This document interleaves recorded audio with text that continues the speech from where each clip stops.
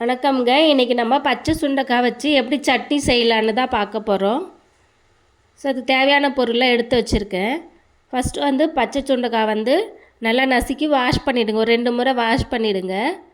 அதுக்கப்புறம் கொஞ்சமாக வந்து தேங்காய், காரம் வந்து பச்சை மிளகாய் எடுத்து வச்சுருக்கேன், புளி கொஞ்சம் எடுத்து வச்சுருக்கேன், இஞ்சி பூண்டு, நமக்கு தேவையான அளவுக்கு கொஞ்சமாக வந்து வெங்காயம், தக்காளி. அது வந்து நம்மளோட டேஸ்ட்டுக்காக தான். ஸோ நிறைய பேர் பச்சை சுண்டைக்காய் வந்து சாப்பிட மாட்டாங்க. இந்த மாதிரி துவையல்ல இல்லை செஞ்சு கொடுத்தோம் அப்படின்னா நல்லா சாப்பிடுவாங்க. டேஸ்ட்டும் ரொம்ப நல்லாயிருக்கும் சட்னி மாதிரி செஞ்சால். காரம் வந்து உங்களுக்கு ஏற்றாப்புல எடுத்துக்கோங்க. ஸோ இப்போ கடாயில் எண்ணெய் ஊற்றியாச்சு, நல்லா ஹீட் ஆகிடுச்சு. இப்போ உடனே நம்ம ஃபஸ்ட்டு வந்து வெங்காயம் சேர்த்துக்கலாம். வெங்காயம் நல்லா வந்து வதக்கணும்னு அவசியம் இல்லைங்க. கொஞ்சம் பாதி குக்கானாலே போதும். ஸோ ரொம்ப குக்கானால் அது வேறு மாதிரி டேஸ்ட் ஆகும். ஸோ அதனால் நம்ம நிறைய குக் பண்ண வேண்டாம்.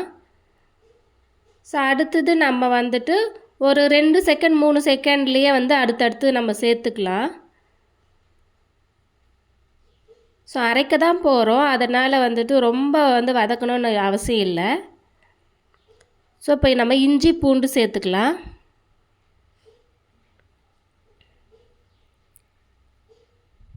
ஸோ இஞ்சி பூண்டு எல்லாம் சேர்த்த பிறகு நம்ம அடுத்தது வந்து பச்சை மிளகாய் சேர்த்துக்கலாங்க. எல்லாமே ஒரு 10 செகண்ட் விட்டு நீங்கள் அடுத்தடுத்து சேர்த்துக்கோங்க. ஸோ இப்போ வந்து மிளகாய் சேர்த்துக்கலாம். நீங்கள் வரமிளகாய், காஞ்ச மிளகாய் சேர்க்கணுன்னா கூட சேர்த்துக்கலாங்க.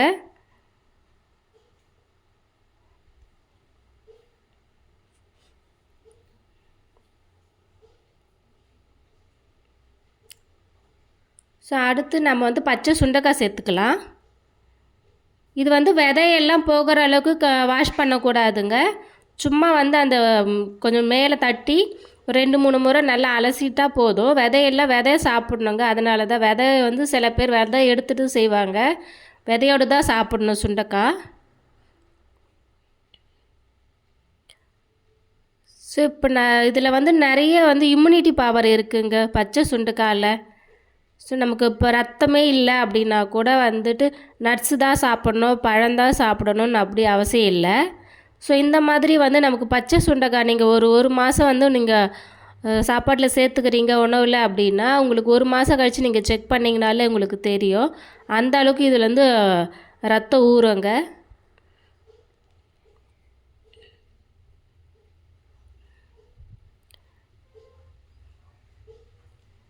ஸோ இதுவுமே வந்துட்டு ஒரு நல்ல பார்த்திங்கன்னா ஒரு ½ குக் ஆகிடுச்சு.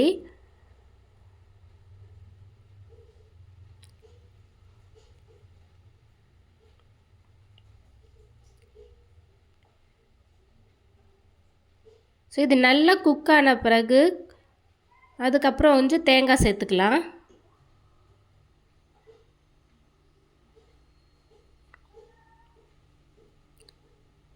தேங்காய் வந்து நான் கொஞ்சம் பீஸாக கட் பண்ணி போட்டிருக்கேன்.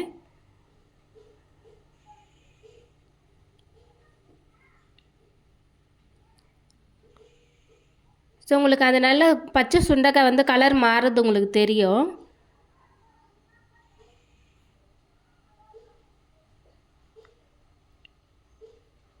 ரொம்ப நல்ல டேஸ்ட்டாக இருக்குங்க. சீரியஸாக சொல்கிறேன். இந்த மாதிரி நிறைய பேர் சாப்பிட்ருக்க மாட்டீங்க. ட்ரை பண்ணுங்கள் கண்டிப்பாக. ஸோ அதுக்கப்புறம் தக்காளி சேர்த்துக்கலாம்.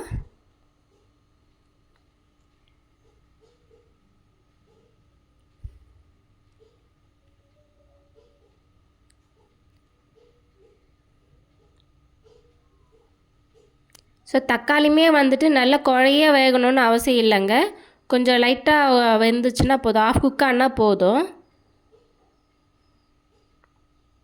ஸோ இப்போ புளி வந்து சேர்த்துக்கோங்க, கொஞ்சமாக சேர்த்துக்கோங்க. நான் வந்து மிளகாலாம் நிறைய போட்டிருக்கிறதுனால புளி போட்டிருக்கேன். நீங்கள் உங்களுக்கு கம்மியாக போடணுன்னா போட்டுக்கோங்க.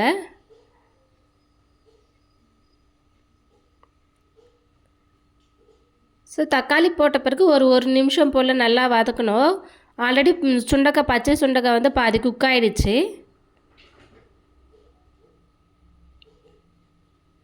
உங்களுக்கு தெரியும் பாருங்கள், கலரே மாறி இருக்கு பாருங்கள். அது மேலே இருக்கிற தோல் எல்லாம் இந்த மாதிரி வந்துச்சுன்னா அது வெந்துடுச்சுன்னு அர்த்தம், நல்லா குக் ஆகியிருக்கு.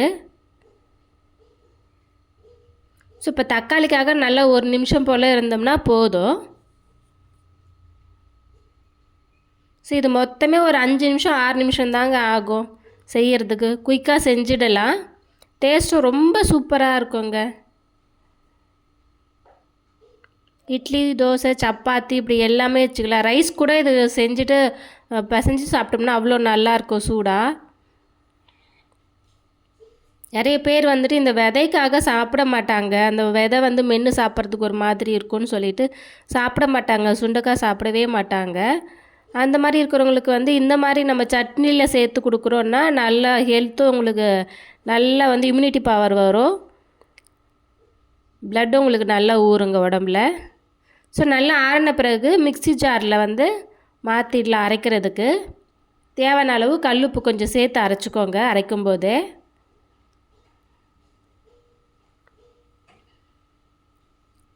பாருங்கள், இப்போ நல்லா அரைச்சாச்சு. இந்த மாதிரி அரைச்சிக்கோங்க. ரொம்ப பேஸ்ட் மாதிரி அரைக்க வேண்டாம், கொஞ்சம் குறக்குறனே அரைச்சிக்கோங்க. அப்போ தான் நல்லாவும் இருக்கும். இந்த மாதிரி அரைச்சிட்டு நீங்கள் தாளிக்கணுன்னாலும் தாளிச்சிக்கலாம். அப்படி இல்லைன்னா நீங்கள் அப்படியே வச்சு கூட சாப்பிட்லாங்க. ரொம்ப நல்லாயிருக்கும். தாளிப்பு இதுக்கு தேவைப்படாது. உங்களுக்கு வேணும்னா நீங்கள் தாளிச்சிக்கலாம். ஸோ இப்போ வேறு மாற்றியாச்சுங்க பாத்திரத்தில். ஸோ இப்போ நான் வந்து தாளிக்கலை, நான் டைரெக்டாக அப்படியே தான் சாப்பிட போகிறேன். ஸோ உங்களுக்கு வேணும்னா நீங்கள் ஒரு வரமிளகா போட்டு தாளித்து போட்டுக்கோங்க. கருவேப்பிலை, வரமிளகாலாம் போட்டு நல்லாயிருக்கும். இந்த மாதிரி குழந்தைங்களுக்கும் செஞ்சு கொடுங்க. கண்டிப்பாக வந்து இப்போ நிறைய வந்து இம்யூனிட்டி பவர் ரொம்ப கம்மியாயிட்டு தான் வருது. ஸோ இந்த மாதிரி நமக்கு நேச்சுரலாக கிடைக்கிறத வச்சு சாப்பிட்லாம். நம்ம வந்து ட்ரை ஃப்ரூட்ஸ் தான் சாப்பிட்ணும், பழ வகைகள் தான் சாப்பிட்ணுன்னு அவசியம் இல்லைங்க. இந்த மாதிரி இயற்கை உணவிலே நம்ம வந்து இம்யூனிட்டி பவர் இன்க்ரீஸ் பண்ணிக்கலாம். ஓகேங்க, என்னோடய சேனலை ஃபஸ்ட் டைம் பார்க்குறீங்கன்னா சேனலை சப்ஸ்கிரைப் பண்ணுங்கள், லைக் பண்ணுங்கள், ஷேர் பண்ணுங்கள். ஹெல்த்தியாக சாப்பிடுங்க, ஹாப்பியாக இருங்க. டேக் கேர், பாய்.